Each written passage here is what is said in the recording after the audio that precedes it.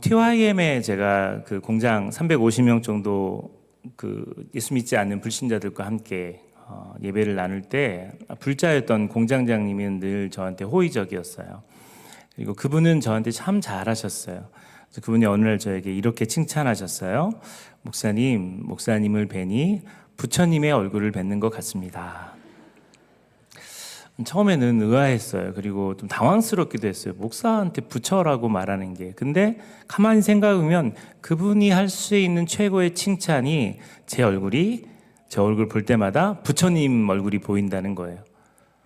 그 사람의 경험, 그 사람의 종교성, 그 사람이 살아왔던 배경에 따라 이렇게 엉뚱한 말들이 나올 수도 있습니다. 그런데 그 말은 정말 좋다라는 뜻이거든요. 아시아 계열의 사람들은 어떤 일을 할 때 좋은가 싫은가를 물어봐요. 너 이거 해주면 좋아? 너 좋아? 싫어? 좋아? 싫어? 이걸로 대답을 합니다. 근데 외국 사람들, 서구 사람들은 좋아 싫다가 아니에요. 그거 맞아? 그거 틀려? 이 이야기가 우리하고 차이가 큰 거죠. 아시아 사람들은 집단주의의 생각을 갖고 있어요. 그래서 자기 개인적으로는 싫어도 사람들이 좋아하면, 엄마 아빠가 좋아하면, 누군가가 좋아하면 좋아해야 되는 거예요. 근데 문제가 뭐냐면요, 그것이 잘못된 거임에도 좋아하면 따라야 하는 게 아시아권 사람들의 문제예요. 심지어 그것이 옳은 일인데도 불구하고 다른 사람이 싫어하면 안 하는 것도 아시아권 사람들의 문제예요. 서구 사람들이 다 옳다는 건 아닙니다. 그리고 모든 사람이 좋다 싫다로 표현하지는 않아요. 그러나 대부분이 우리가 가만히 생각해보면 좋아? 싫어? 정치적인 부분도 그렇죠. 좋아? 싫어로 나눠지는 거예요. 그러니까 싫으면 한도 끝도 없이 싫은 거예요. 다 싫은 거예요. 좋으면 잘못해도 좋은 거예요. 이런 구조가 아시아권에 있는 사람들의 생각 중에 있다라는 거예요. 근데 그런 생각들은 어디서 흘러오냐면 경험에서 나오는 겁니다. 여러분, 한국 사람 또 한국 피부, 한국 민족성을 갖고 있어도 이 사람이 서구에서 살면요, 이 생각을 하지 않습니다. 이민사회에 있는 사람들은 그렇게 생각하지 않아요. 좋아 싫어가 문제가 아니라 그것이 맞는지 틀리는지를 이야기해요. 경험이 그만큼 중요하다는 얘기죠. 96년도에 제가 필리핀에 한 7개월 정도 있을 수 있었습니다. 선교사님을 도우면서 있었는데 저희가 방가시난이라고 하는 곳에서 한 7개월을 살았는데 가끔 마닐라, 그러니까 우리나라로 하면 서울, 수도로 나갈 일이 있어요. 그때 우리 차를 모는 드라이버가 있었는데, 운전기사가 있었는데 그 사람이 같이 동행했어요. 그리고 우리가 그날 숙소가 호텔이었습니다. 호텔에 들어가자마자 지금 여러분 바닥처럼 이렇게 타일로 대리석으로 깔려 있었어요. 근데 그 친구가 자기의 슬리퍼를 벗더니 맨발로, 슬리퍼는 가슴에 쥐고 맨발로 호텔 로비를 걸어가는 거예요. 선교사님이 너무 놀라서 아니라 여기 신발 신는 곳이라고 했더니 자기 집보다 더 깨끗한데 어떻게 내가 신발을 신냐. 그래서 그분이 그렇게 하는 거예요. 여러분, 필리핀이 빈부의 차이가 많지만 사실 필리핀 잘 사는 사람들은요, 우리가 상상할 수 없을 정도로 잘 살아요. 제가 처음에 필리핀 갔을 때요, 화장지가 없다는 얘기를 듣고 제가 필리핀을 두루마리 화장지를 사가지고 갔어요. 96년도에. 뭔 소리인지 몰라요? 그 선교사님이 충격을 먹었어요. 그걸 사갖고 온 사람은 저밖에 없는데 이거 왜 사왔냐고 했더니 필리핀에 화장지가 없다고 들었다고 그랬더니 선교사님이 그때부터 저를 한식 코스부터 SM 메가몰이라고는 어마어마한 백화점에 데리고 다니면서 그 생각을 깨주신 거예요. 그래서 제가 그때 알았어요. 장난 아니구나. 필리핀 잘 사는 사람 잘 사는구나. 또 중국 사람들이 또 이렇게 많이 만들었구나. 이런 저런 것들을 알았어요. 자, 이게 필리핀 얘기만 아닙니다. 우리나라 옛날 보이스카우트 있어요. 저도 보이스카우트 출신인데 잼버리라는 대회를 하는데 거기에 한국 학생들이 해외를 나갔어요. 저 어릴 때 이야기입니다. 그 양병기를 처음 보는 겁니다. 우리 한국 학생들이 어떻게 한 줄 아세요? 거기다가 설거지를 했습니다. 웃을 일이 아니에요. 그 설거지를 했어요. 왜냐하면 그렇게 깨끗한 우물물이 그렇게 밑에서 이렇게 쏟아나와서 이렇게 있는 것 자체가 너무 신기하니까 거기다가 이렇게 하니까 다른 외국의 학생들이 와, 이게 뭐지? 그래서 그때부터 우리나라 정부에서 각 국민학교, 초등학교에 양변기를 설치해 줬어요. 그것도 재정이 없으니까 한 대, 두 대 구경이라도 하라고, 이거 병기라고 이야기를 하면서 했어요. 웃을 일이 아닌데 사실 그렇게 경험이라는 것이 중요해요. 내가 보는 뷰 자체도, 내가 바라보는 시선 자체도 이 경험을 따라서 가는 거. 오늘 본문 말씀은 오병이어입니다. 오병이어 사건은 교회를 10년 이상 다니신 분들은 죽으라고 들었을 거예요. 참 많이 들었을 거예요. 처음 들어요? 오병이어? 네, 우리 남부전원교회는 처음 들으니까 제가 다시 설명해 드릴게요. 예수님께서 소년의 물고기 2마리, 보리떡 5개를 가지고 제자들에게 나누어주면서 축사하시자 거기는 5,000명의 사람들, 아마 10,000명이 넘는 사람들이었을 거예요. 그들이 다 먹고 12광주리가 남았대요. 요한복음 6장 11절 14절 한번 보겠습니다. 예수께서 떡을 가져 축사하신 후에 앉아있는 자들에게 나눠주시고 물고기도 그렇게 그들의 원대로 주시니라. 그들이 배부른 후에 예수께서 제자들에게 이르시되 남은 조각을 거두어 버리는 것이 없게 하라 하심으로. 여러분 읽겠습니다. 시작. 이에 거두니 보리떡 5개로 먹고 남은 조각이 12바구니에 찼더라. 그 사람들이 예수께서 행하신 이 표적을 보고 말하되 이는 참으로 세상에 오실 그 선지자라 하더라. 오병이어의 기적이 일어나고 난 다음에 사람들은 예수님을 바라보는 관점이 달라졌어요. 그 전까지 예수님은 말씀을 잘 하시는 분이라고 느꼈어요. 그런데 예수님 어떤 분이냐면 메시아로 인식하기 시작했어요. 이 사람이 이 나라를 다스리면 로마도 이길 수 있고, 이 사람이 이 나라를 다스리면 이스라엘은 다시 다윗의 시대처럼 번창할 수 있겠구나.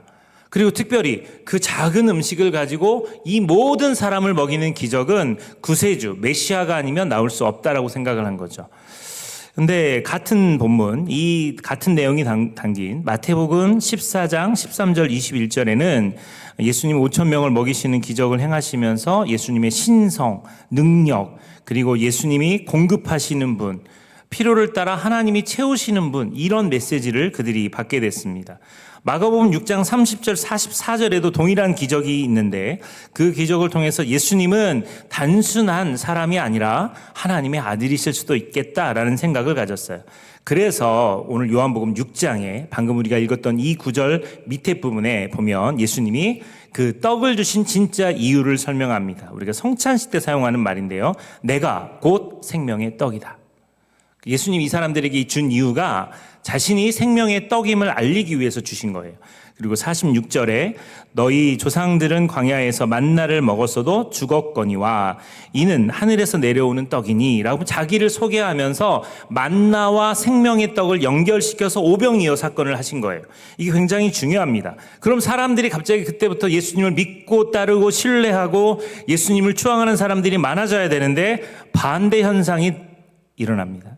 오늘 본문 요한복음 6장 60절부터 66절을 다시 보겠습니다. 제자 중 여럿이 이 말씀을 듣고 말하되 이 말씀은 어렵다. 누가 들을 수 있겠어? 그러면서 당황하기 시작해요. 61절에 예수께서 스스로 제자들이 이 말씀에 대해서 뭐 한다고요? 수군거리는 줄 아시고 이르시되 이 말이 너에게 걸림이 되었느냐. 기도응답은 어떻게 확신할 수 있어요? 그럼 대부분의 성도들은 마음이 평안해지면 기도응답을 받은 거래요. 그 말도 맞지만요, 기도응답은 때로는 마음이 불편할 수 있어요. 말씀이 자기에게 은혜될 때만 은혜 받았다 하는 게 아니에요. 우리 성도들 징그럽게 은혜 받았습니다 안 해요? 정말 그래요. 은혜가 안 됐으니까 은혜 받았다는 소리를 안 하죠. 제가 계속 말씀드리잖아요. 그냥 설교자에게 은혜 받았습니다. 제가 저기 밑에 쪼르르 내려가서 목사님들 만나잖아요. 그러면 설교 죽순 것 같아요. 나 그냥 잘했다고 좀 칭찬해줘요. 그러면 고 목사님이 안아주면서 잘하셨어요 목사님. 서 목사님이 손잡아주면서 잘하셨어요. 김성경 목사님 근데 그것은 그렇게 이야기 안 하고 잘하셨어요. 다 그래요. 제가 제일 위로를 많이 받는 사람이 우리 제 아내한테도 그렇고 우리 팀장님한테 그럽니다. 팀장님한테 또 우리 진지호 간사님한테 무조건 설교 잘했다고 칭찬해 주라고. 그러면 저분들은 토달지 않고 잘하셨어요. 어느 순간 짜증이 나요. 잘했다는 표현을 다양하게 할 수 있잖아요. 잘하셨어요. 오늘 훌륭했어요. 오늘 너무 은혜가 됐어요. 오늘은 정말 최고였어요. 이래야 되는데 늘 잘하셨어요. 잘하셨어요. 비웃는 것 같은 느낌. 어쨌든 이 예수님의 이 대단한 사건 앞에, 이 기적 앞에 사람들이 뒤집어졌는데 갑자기 사람들이 수근거리기 시작하면서 예수님 불편하기 시작하는 거예요. 62절에 그러면 너희는 인자가 이전에 있던 곳으로 올라가는 것을 본다면 어떻게 하겠느냐. 승천 사건을 이야기하는 겁니다. 63절에 살리는 것은 영이니 육은 무익하니라. 내가 너희에게 이른 말은 영이요 생명이라. 그러나 너희 중에 믿지 아니하는 자들이 있느니라. 그러면서 예수님의 제자에 대한 이야기를 하는 거죠. 이는 예수께서 믿지 아니하는 자들이 누구며 자기를 팔자가 누구인지 처음부터 아심이니라. 65절에 또 이르시되 그러므로 전에 너희에게 말하기를 내 아버지께서 오게 하여 주지 아니하시면 누구든지 내게 올 수 없다 하였노라. 그때부터 그의 제자 중에 66절 같이 한번 읽어볼게요. 시작. 그때부터 그의 제자 중에서 많은 사람이 떠나가고 다시 그와 함께 다니지 아니하더라. 기적이 일어났어요. 사람들은 뒤집어졌어요. 그리고 정말 예수님을 메시아로 모시려고 했어요. 이 사건 뒤에 예수님이 예루살렘에 입성했을 때 사람들이 호산나 호산나 하고 난리가 났습니다. 그런데 지금 이 본문 요한복음 6장의 본문에는 특별히 제자들이 많은 사람들이 떠났다라고 설명하고 있어요. 우리들의 경험이 우리들의 공동체를 망칠 수 있습니다. 어떤 사람이 아주 실력 있는 인테리어 업자예요. 그 사람이 어떤 인테리어를 할 때 인테리어를 조금 경험한 사람들이 그것에 대해서 안다고 막 나서기 시작하면요, 갑자기 실망스러운 작품들이 만들어질 수 있어요. 이게 무슨 말인지 이해 가세요? 그래서 제가 꿈이 있는 교회를 개척하고 그리고 난 다음에 4년 만에 그 지난번 보여드렸던 사진 속에 있는 지하 1층 지상 4층짜리 건물로 가서 리모델링을 했어요. 제가 그때 크게 깨달은 게 있어요. 난 다시는 리모델링 안 한다. 다시는 교회 건축 안 한다. 돈도 돈이지만 스트레스를 무진장 받았어요. 그것도 이 공사가 짧으면 좋은데 1년 동안 공사를 했어요. 저는 다시는 안 한다. 그리고 그 은행빚을 갚으면서 얼마나 고생했는지를 잘 알기 때문에 움직이는 교회를 개척했을 때 건물 없는 교회를 그렇게 갔던 거예요. 여러분, 남부전원교회에 처음 들어오셨던 여러분들, 기존에 계신 분들은 2020년도부터 이 예배당에서 예배를 드리셨고 이곳에 계셨던 분들은 잘 못 느낄 수 있어요. 그런데 새로운 사람 입장으로 이 예배당에 들어오면 너무 오래됐다. 이 커튼들도 너무 오래됐다. 제일 많이 놀란 것은 성가대 가운이었어요. 국민의힘인가? 당원들인가? 저 성가대 가운을 어떤 분이 헌금하셔서 분명히 사셨을 거예요. 그 헌신을 비우는 게 아니에요. 색깔이요. 그리고 우리 성가대는 그래도 가창력으로 승부하잖아요. 찬양으로 승부하잖아요. 근데 그 색깔은 새신자가 올 때마다 놀래요. 제가 처음에 그랬어요. 요즘 누가 빨간색, 검은색 저런 조화로 입지? 저를 보세요. 저만 그렇게 생각하세요? 여러분 그렇게 생각 안 하세요? 그러면 여러분 센스가 떨어지는 거예요. 제 얘기를 오해 없이 들으세요. 저는 이 교회의 수장입니다. 대표예요. 그래서 저도 나중에 시간이 지나잖아요. 한 4년 정도, 5년 정도 이 성가대 가운을 보면 아무 감흥이 없을 거예요. 너무 자연스러울 거예요. 그런데 제가 드리고 싶은 이야기는 브레인시티가 세워지고 그리고 이 교회를 탐방하러 오는 사람들의 눈에는 이 모든 것이 명확하게 보입니다. 죄송하지만 어른들이 많은 것도 그들에게는 우리 교회를 결정하는데 방해가 될 거예요. 그래서 죽으라고? 그런 소리 하려고 하는 얘기가 아니에요. 제가 그런 목사 아닌 건 아시잖아요. 할머니들 아시잖아요. 할머님들 아시죠? 제가 여러분을 사랑하는 건 여러분이 누구보다 잘 알아야 돼요. 그 마음으로. 근데 우리 교회를 생각해 보자고요. 미래를 생각해 보자고요. 여러분의 세대는 기적을 경험했던 적이 있는 분이에요. 손에서 물고기가 나가는 것을 경험해 본 적이 있는 거예요.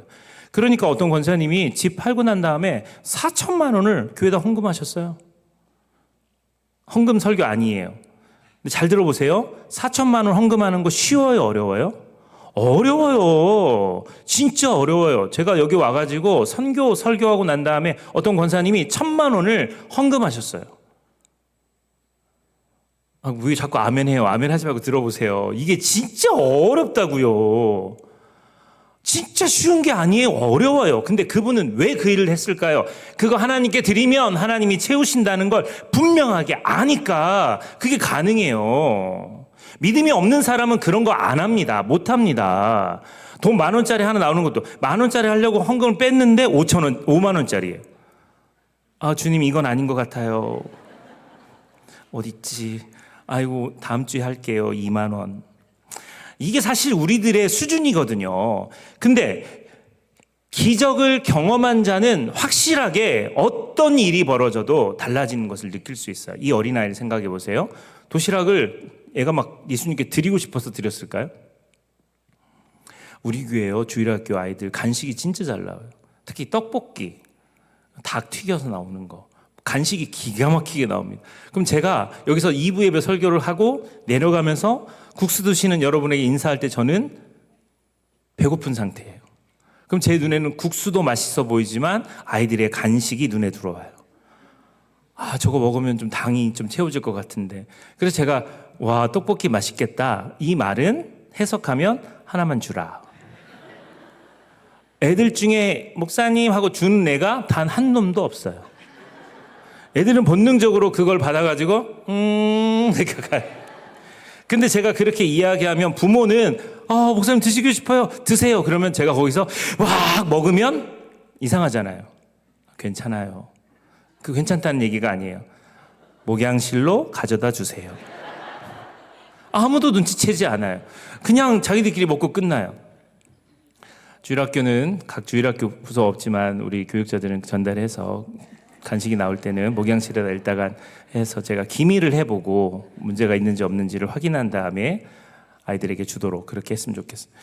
어쨌든 이 아이가 도시락을 갖고 왔어요. 지금 다 배고파요. 지금 얘도 배고프단 말이에요. 애가 배고파요. 애기가 배가 고파요. 그러면 이거를 줄 수 있는 환경이 아니에요. 근데 부모님이 야 예수님께 드리자. 이거 예수님께 드리자. 예수님 시장하시고 말씀 많이 하시니 드리자 그랬을 때 얘가 기꺼이 네 어머님 제 거를 예수님께 드리도록 하겠습니다. 할 애가 몇 명이나 되겠냐고요. 근데 그걸 뺏겼어요. 근데 조금 있다 보니까 갑자기 자기도 먹고 있어요. 좀 있다 보니까 자기 빵이 그 자기가 있던 음식이 12광줄이나 남았어요. 이 친구의 인생은 어떻게 바뀌었을까요? 와, 내가 있는 거 작은 거 예수님께 드렸더니 이만큼 됐네 라고 하는 기적을 경험한 이후에 삶이 달라졌을 거예요. 아마 지금 같으면 새롭게 하소서나 다니엘 기도회에 나와서 간증했을 거예요. 제가 그때 어렸을 때 예수님께 이걸 드렸어요. 예수님이 이걸 받으시더니 하늘을 향해 축사하시고 갑자기 그것이 뻥튀기가 되면서 마법처럼 사람들에게 퍼지기 시작했어요. 그때 너무 은혜 받았어요. 그런데 이 말을 하다가 점점점 이 경험이 확대되기 시작하는 거예요.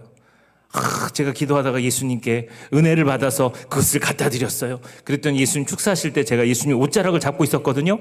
그러니까 그 예수님과 저의 기도가 갑자기 퍼지면서 사람들에게 막 얘기들이 확산되기 시작하는 거죠. 제자들은 이렇게 떠났어요. 그런데 예수님께서 나머지 제자들에게 이렇게 질문하십니다. 요한복음 6장 67절 69절에 예수께서 12 제자에게 이르시되 너희도 가려느냐. 그러니까 시몬 베드로가 이렇게 대답합니다. 주여 영생의 말씀이 주께 있사오니 우리가 누구에게로 가오리이까.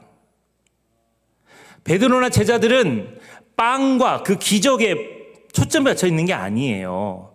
그것을 경험케 해주신 그분, 그 우리 인생의 우리의 삶에 우리의 존재의 이유 되시는 그분에게 포커스가 맞춰 있는 거예요. 예수 그리스도가 가장 위대하시고 가장 중요한 분인 것을 제자들은 알고 있던 거죠. 나머지 사람들은 그 기적이 끝나자 그냥 흩어져 가버리는 겁니다. 사랑하는 여러분, 남부 전원교회는 지금 새로운 기로에 놓여 있어요. 근데 새신자들 입장으로 다시 돌아가서 우리 기성 세대 말고요. 새신자 입장에 들어와서 그분들이 자리에 앉아서 주위를 이렇게 둘러보면 아유, 여긴 나이가 많으시네. 그리고 찬양을 부르는데 찬양도 요즘 스타일이 아닌데, 교회 인테리어도 요즘 스타일이 아닌데, 우리 교회 조명 이제 간신히 핀 조명 성탄절을 위해서 몇 개 준비해 놨을 뿐이에요. 오늘 그걸 이제 비춰서 테스트를 했는데 여러 가지 우리가 아무런 준비가 안 돼 있는 거예요. 여러분, 한 번 왔던 사람은요 다시 안 와요. 한 번 왔던 사람은 이 교회 아니다 싶으면 안 와요. 목사님 설교 아무리 잘해도 교육이 자기하고 맞지 않고 자기 자녀들이 이 교회에 성장할 때 이런저런 것들을 계산하고 오거든요. 아예 하나, 둘, 셋, 네 개를 점검하려고 와요. 그런데 그것과 맞지 않으면 그분은 다시 우리 교회 오지 않아요. 근데 우리 교회는 미래에 대한 생각을 한다고요. 강춘희 권사님 오늘 워십팀 그만두면서 마음이 안 좋으실 거예요. 이유는 자기가 떠나면 빈자리가 있거든요. 그 빈자리를 채워야 되는데 젊은 사람들이 채워지지가 않는 거예요. 지금 우리 교회는 그 심각한 문제에 있어요. 트리니티도 1, 2가 나눠졌는데 막내가 이미 30대가 막내가 없어요. 30대가. 40대도 40대 중반 정도 돼야지 막내예요. 우리 교회는 한 5년 정도 정체해 있어요. 5년 정도 딱 멈춰버렸습니다. 새로운 세대가 들어올 기회를 놓쳐버린 거예요. 우리 교회의 문제뿐만 아니라 한국 교회가 그 신뢰도를 잃었고 공동체성도 무너졌고, 그리고 MZ세대, 새로운 세대들의 눈에는 교회가 너무 권위적인 곳이 됐어요. 가면 잔소리하고 가면 힘들게 하고 맨날 일만 시키고 이런 공동체가 되니까 한국 교회에 침체 현상이 벌어지고 있는 거예요. 그런데 우리는 만나봤잖아요. 예수님을 만나봤잖아요. 경험했잖아요. 저는 중고등부 시절에 울면서 하나님을 만났던 경험이 지금까지도 제가 목사로 살아갈 수 있도록 버티는 이유가 됩니다. 우리 교회 교육자들 나이가 50대예요. 50대인 교육자가 평균 퇴근하는 시간이, 전 사모님들 너무너무 죄송해요. 거의 10시, 11시에 퇴근해요. 딱 문 열고 들어가면 아직도 퇴근 않고 있어요. 좀 일찍 가라고 그래도 그분들은 예전부터 교회에 있는 게, 또 교회 일에서 봉사하는 게 너무 좋으니까 그러고 있는 거예요. 제가 진짜 영상 준비됐어요? 마지막에 보냈던 영상. 아니, 이거 말고 이건 맨 마지막에 들 거예요. 치워주세요. 제가 밖에 나갔는데 임시 노예를 하고 이제 이태환 팀장님이랑 고성훈 목사님이 두 분이서 마당에서 춤추고 계시더라고요. 그거 올려달라고 저 단톡방에 올렸는데 아마 고성훈 목사님 선에서 자른 것 같아요. 자기가 나오니까. 교육자들이 교회에 있는 게 재밌는 거예요. 사모님들한테 너무 죄송해요. 근데 정말 춤을 추고 있는 거예요. 제가 그거 보면서 고맙더라고요. 피곤할 때, 일이 쌓여 있을 텐데. 그런 내색 없이 사역하는 게 즐거운 교회. 나는 우리 성도들도 춤췄으면 좋겠어요. 정말 감사하고 찬양하는 마음이 넘쳤으면 좋겠어요. 유럽에 있는 동안에 내동 저를 찌르던 말은 왜 새로운 사람들이 왔다가 정착을 못할까? 그들의 눈에는 뭐가 보일까? 그것을 최 대표가 저한테 지적해 주더라고요. 그게 바뀌어야 되는데.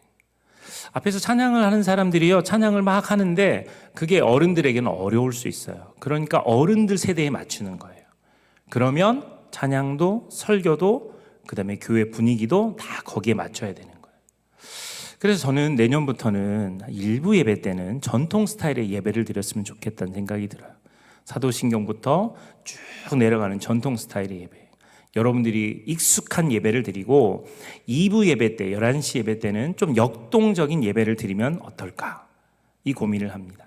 거기에 3층에 계신 분들 그 자리가 편한 거 저도 알아요. 저도 수요예배 금요기도에 가끔 3층에서 예배를 드립니다. 그 위에서 깔아서 보시면 너무 목사가 편하게 보여요. 실제로 3층 높이에서 스크린을 보면 너무 좋습니다. 예배에 대한 이야기는 하려면 길어요. 여러분이 이렇게 가까이 있는데도 저를 안 보고 여기를 보거든요. 이게 편하니까. 사실은 저를 보는 게 정석인데 이게 보다가 자연스럽게 올라가요. 3층도 그렇습니다. 근데 새가족 입장에서 우리 교회를 들어왔을 때 빈자리가 많이 보여요. 3층에 계신 분들이 내려와서 그 자리를 채우잖아요. 그러면 교회에 도움을 주는 겁니다. 이제 2층에 계시잖아요. 아멘 하신 분은 3층에서 아멘을 해야 되는데 3층에 노맨이잖아요. 지금 저를 째려보고 있어요. 목사님 왜 처음부터 우리 3층을 싫어하나? 그럼 3층을 싫어하는 게 아니고 한 상식적으로 생각해 보자고요. 여기 구석구석에 빈자리가 보여요. 근데 3층에 계신 분은 내려와도요 채워져요. 온라인 컨퍼런스 할 때 우리 어른들 보셨죠? 제가 그렇게 강조해서 같은 말, 같은 마음, 같은 뜻을 하라니까 피곤하고 힘들지만 참석했잖아요. 1층에 꽉 차서 앉아있으니까 뭔가 힘이 나는 걸 느끼지 않으세요? 그거가 외부인이었던 제 눈에는 보인다고요. 그런데 오래 있으면 그게 안 보여요. 그리고 익숙하고 편한 것에 길들여져서 그렇게 가요. 그래서 일부 예배 때 그걸 설교했더니 어떤 권사님이 저한테 그러는 거예요. 아이고 오늘 한 번 3층 올라갔는데 혼났네. 제 말의 뜻을 모르는 거예요. 제가 그 얘기를 혼내려고 3층 혼나는 느낌 같아도 여러분 혼내는 거 아니에요. 그리고 또 하나는 허리가 아프거나 몸이 불편하신 분들은 일어났다 앉았다 해야 돼요. 그런 분들은 3층에 계셔야 돼요. 지금 다 척추 측만증 환자들이 3층에 다 앉아 계세요. 그런 분들은 위에 있을 수 있어요. 근데 진짜 우리 교회를 새 가족들이 들어와서 봤을 때 어떤 관점일까를 생각을 한다면 우리 교회의 찬양이 바뀌어야 되네. 우리 교회 설교가 바뀌어야 되네. 성가대 가운을 저 파란색으로 바꾸라는 얘기 하는 거 아니에요. 정치적인 색깔과 상관없이 조금만 사람들이 봐도 근데 성가대들은 편안하고 좋으신가 봐요. 가서 빨아오세요. 핑크색이 될 때까지 빨아오세요. 이런 생각의 전환이 필요하다고요. 그렇지 않으면 희망이 없어요. 다음 세대에 대한 희망이 없어요. 그게 너무 안타까운 일입니다. 진짜 너무너무 속상한 일이에요. 교회가 새롭게 변화되려고 노력을 하고 새로운 일들을 시작하고 있지만 사실 여러분이 우물안 개구리처럼 딱 남부 전원교회만 있었으면 사방을 봐도 그게 여러분의 세상이에요. 그런데 정말 다른 교회를 한번 가서 보세요. 다행인 건 유튜브 잠깐 꺼주고 이야기하면 좋은데 다행인 건 평택과 송탄에 있는 교회들이 다 이 분위기입니다. 할렐루야. 저는 그래서 승부수를 거는 거예요. 정말 우리 교회가 조금만 앞서가도 난리 납니다. 성도들이 아멘하고 화답하고 반응해도 난리 납니다. 3층에서 아멘 했어요. 그분만 거기 계세요. 나머지 분들 다 내려오세요. 다음 주. 근데 왜 이게 중요하냐면 우리 지금 브레인시티를 앞에 두고 있잖아요. 남부전원교회 잘 되기를 원하는 마음은 같은 말이고 같은 마음이고 같은 뜻이에요. 목사가 아무리 애를 쓰고 우리 당회원들이 위원장들이 아무리 노력해도요. 그냥 밑에서 갑자기 딱 막아버리면 아무것도 못 돼요. 그냥 거기서 멈춰버리는 거예요. 우물안 개구리들이 모여서 우물안 이야기를 하고 있으면 딱 그 세 개밖에 논할 수 없는 겁니다. 그럼 제가 기다릴까도 생각했어요. 1년은 엉망진창이 되도록 기다릴까? 사람들 의견을 듣고 기다릴까? 그러면 중요한 시기를 놓치는 겁니다. 그 1년이 지난 다음에 그 다음에 가면 놓치는 거예요. 그래도 우리 성도들이 저를 좋아하잖아요. 아멘. 성도들이 저를 좋아하잖아요. 아멘. 이건 아멘 3번 아멘을 해야 돼요. 우리 성도들이 그래도 저를 지지하고 좋아해 주는 걸 아니까 제가 개혁하려고 하는 거예요.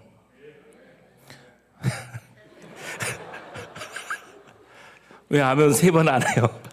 방금 배웠잖아요. 그래서 아프고 갈등이 일어나고 부딪힘이 있는 거예요. 그리고 사실 우리 어른들에게 너무 죄송한 거예요. 평생 우리 교회를 위해 헌신하고 섬겼는데 이제는 짐짝 취급받는 것 같고 우리 자리가 참 이렇게 손가락질 받는 것 같은 느낌이 드실 것 같아서 너무 죄송한 거예요.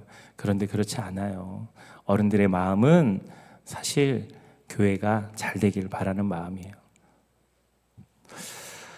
집에 가서 아멘 하시겠죠? 그렇죠? 어른들의 마음은 정말 남부전원교회가 잘 되기를 바라는 마음이에요. 언제까지 이걸 계속 반복해야 될지 모르겠지만 진짜 우리 어른들은 딱 한 가지 마음이 있다면 우리 교회가 잘 됐으면 좋은 거예요. 아이들이 바글바글 거려서 주일학교가 잘 되는 거 그거 보고 싶은 거 아니에요? 그거 꿈꾸는 거 아니에요? 예전처럼 정말 기도하고 찬양하고 정말 밤에 철야하는 사람들이 우리 교회 안에 가득한 거 그거 보고 싶은 거 아니에요? 새벽 기도도 사람들이 가득가득해서 정말 예배 드릴 때 완전 뜨거운 그런 교회. 그 교회가 우리 교회 열망인데 우리의 잘못된 경험이, 우리의 모자란 경험이 그것을 끌고 가려고 하다 보면 사실 문제가 되는 겁니다. 그래서 1부 예배 때는 어른들을 위한 예배를 만들고 2부 예배 때 나는 힙합을 해도 받아들일 용의가 있다 하시는 분들은 11시에 오시면 돼요. 오지 말란 얘기가 아니에요. 근데 그때도 어른들은 또 잊어버려요. 아유, 찬송가 했으면 좋겠어. 이 말이 나와요. 왜냐하면 아무리 설명해도 다시 불평이 나와요. 그때 제가 1부 예배로 권면할 거예요. 2가지 예배를 드리는 거예요. 뉴욕에 리디머 처치라고 하는 교회가 있는데 팀 켈런 목사님은 정말 그 오리지널한 예배의 스타일과 그 오후에 드리는 예배는 재즈풍의 예배 스타일을 드립니다. 여러분 서울에 있는 교회들의 대다수 교회들도 거의 그런 식으로 예배 분위기를 바꿔가요. 그래서 젊은 사람들을 유입하는데 그들의 예배 방식을 한다고요. 25, 21 드라마가 있어요. 이 드라마에 보면 나이도라고 하는 김태리 선수가 있는데 이분이 금메달을 땄어요. 근데 오심으로 인해서 금메달 유망주가 금메달을 뺏기고 은메달이 됐어요. 그래서 기자들이 막 질문하는데 너무 실망스러운 질문이 돼서 이 나이도라는 여자 선수가 여러분은 제가 금메달을 받은 것이 그렇게 나쁜가요? 제가 은메달 받기를 원했습니까? 그러면서 금메달을 팽개치고 나와버립니다. 그리고 기자회견장에 나와서 식당에 가요. 식당에 가서 설렁탕 같은 거 하나 시켜가지고 앉아있는데 거기에 꼰대 할아버지들이 있는 거예요. 지금 언론에서는 나이도 오심에 이 심판하고 무슨 관계가 있어서 금메달을 땄다 이런 얘기를 하고 있는 상황인데 지금 그 얘기가 나오는 겁니다. 영상 하나 보고 할 거예요. 근데 여기에 이 어른들이 앉아서 이 나이도 선수에게 하는 이야기가 있어요. 한번 보시고 설교를 마무리하겠습니다. 들어주세요.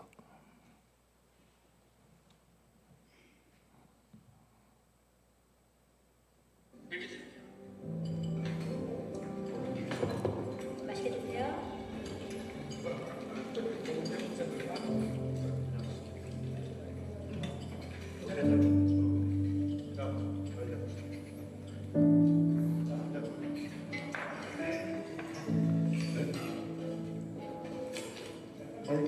아가씨, 왜 울어?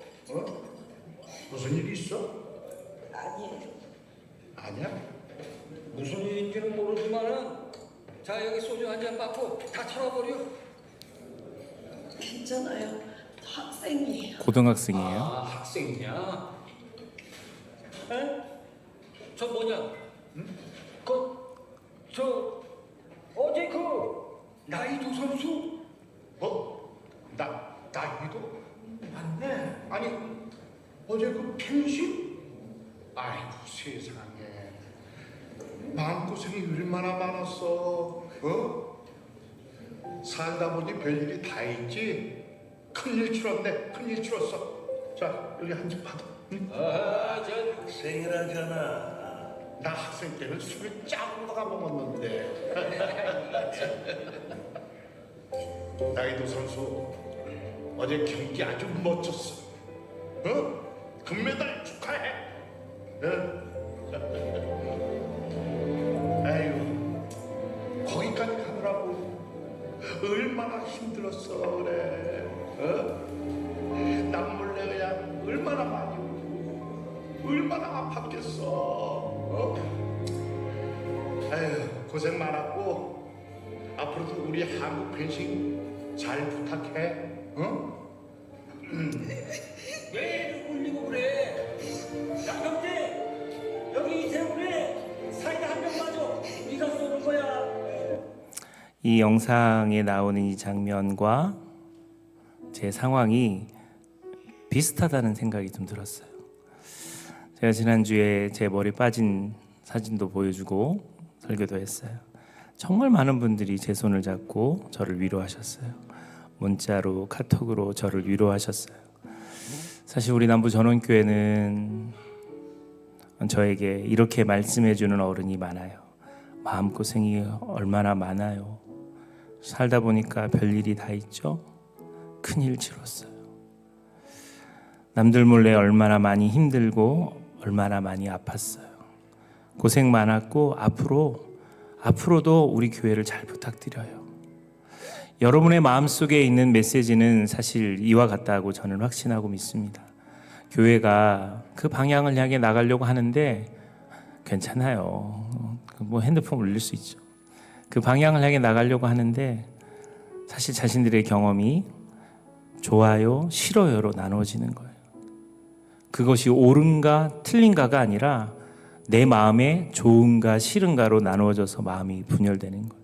내가 지금 좋아하는가, 내가 싫어하는가, 그거 하면 내가 좋은가 싫은가로. 근데 여러분, 그게 아니에요. 기적의 주인공 되신 예수 그리스도가 언제나 정답입니다. 이게 예수님이 원하시는 일인가? 예수님께서 기뻐하실까? 이것이 예수님의 핏값으로 산 교회를 위해서 원하는 일인가? 아닌가? 이것을 판단하는 것이 중요합니다. 이 시간 한번 눈을 감고 기도했으면 좋겠는데요. 남부전원교회를 사랑하는 우리 공동체 여러분, 우리 교회는 한 5년에서 7년의 세월을 낭비한 것처럼 갑자기 어려운 일들을 경험하게 됐습니다. 그러면서 새로운 세대가 들어오지 못하고 멈춰버린 정체 현상이 있었어요. 여러분이 6번 설교를 하고 있는 제가 이 교회 담임으로 오기를 원했던 것은 남부전원교회가 전통적인 교회고 제도적인 교회지만 움직이는 교회처럼 역동적 있는 교회, 생명력 있는 교회, 선교하는 교회가 됐으면 좋겠다는 마음을 가졌어요. 1년이 지나갑니다. 이제 여러분의 마음은 어떻습니까? 내 마음을 불편하게 하는 것들이 있다 하더라도 내가 말을 줄이고 내가 공동체를 세우고 격려하고 세워갈 때 하나님이 이 교회를 기뻐 여기실 줄 믿습니다. 이 시간에 우리 기도할 때 주님, 남부전원교회를 위해서 기도합니다.